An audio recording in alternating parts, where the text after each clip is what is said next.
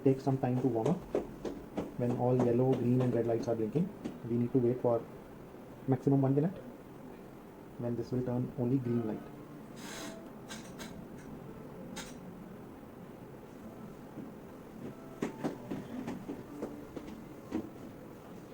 So now it is ready to be installed. So in case of, since we have a pipe gas connection, so we need to install it somewhere like here so that it can detect. So I will just turn on the gas.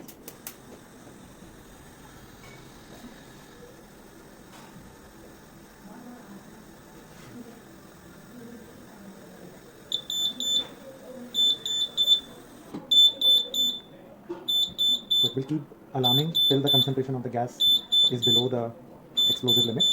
Till the time it is safe, it will keep giving you alarm. And now it is silent.